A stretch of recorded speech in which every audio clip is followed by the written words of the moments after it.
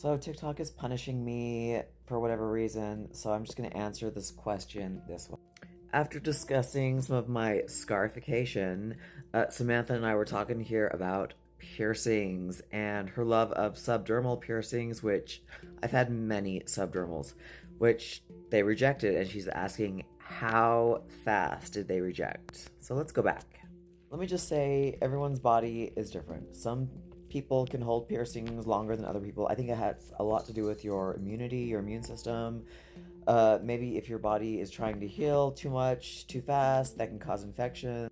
But back in my 20s, I was just throwing some piercings in.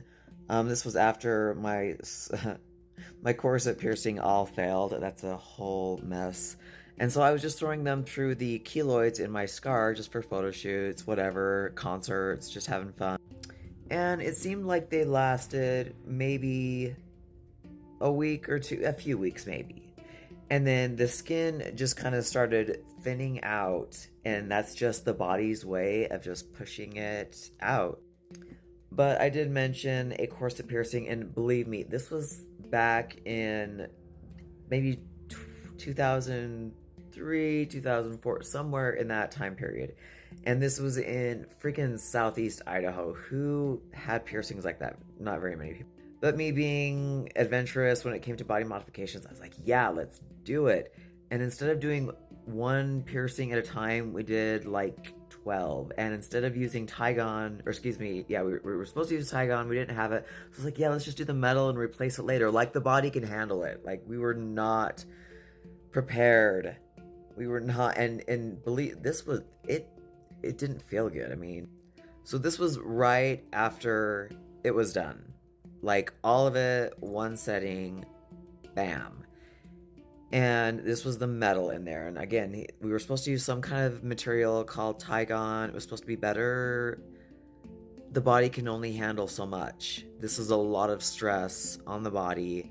Who knows? I probably maybe even had a scarification that was healing at the time, because when did I not at that point? And let me tell you, the pain of these rejecting, like, we took them out, put the tag on, and like the body, it was just a lot of stress on the skin, a lot of stress on the body. Such a mess. I mean, live and learn. What do you do? What do we do when the body rejects something that we wanted? What would I do? I had a corset tattooed on my side because I was going to have. We used the scars. We used the scar tissue as part of it. So moving along. I think this was my first attempt, trigger warning, at the dermal piercings. But again, I had kind of a new brand that I'd done that was still healing. We were not, we were kind of just like using ourselves, me as the guinea pig, to see if they would take, if they would work. And of course, the skin gets, it just gets pushing them out. It's the only way to describe it. Because it gets thin, and all of a sudden there's the metal, all of a sudden, like, the body has ways. Now, if you look closely here, you can see the little dermal piercing that I had done. I was so excited about this. But again, when you work in a tire shop and you're using your body to brace tires up against you, big tires, big truck tires, it wasn't realistic. And then when you get in the shower and you have to remind yourself not to, use a loofah, or just little things.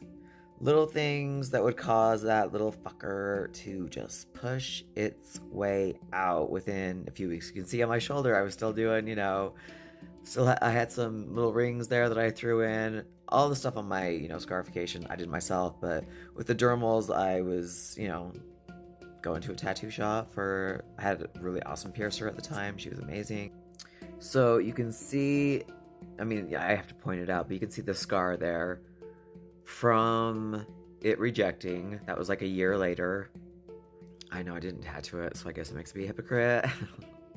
We'll see. There's always time for more tattoos. But yeah, it just, and I even, at some point I tried again. I had one here, I had one here, and I had one in the middle, just wishful thinking. Oh, how wonderful would it be if they stayed, if I could have these little, crystals in my body that would stay there forever. My body wasn't having it. And just throwing this in for shits and giggles because I was just going crazy with these keloids. I was like, let's put these to good use. And I would just throw that in there and then they would push out. I mean, some of these would stay in for, I don't think any of them lasted over a month. So, but hey, live your dream. But with a lot of piercings like corsets, I mean, it's most of them reject. I mean, think about it. Unless you don't do anything with your days and you're not getting into physical activities. But, I mean, the dermals, I think, and maybe, again, everyone's different. So if you want to get dermals, knock yourself out, I think you should try them. I thought about doing one in the middle here. How cool would that be? But, you know, I had my eyebrow pierced at one point. That didn't take. So everyone's body's different. Maybe my body is better for tattoos and scars than it is for metal, or, you know. But hope that answers your question. So go get some dermals, post it. Maybe you are the exception and they will last forever.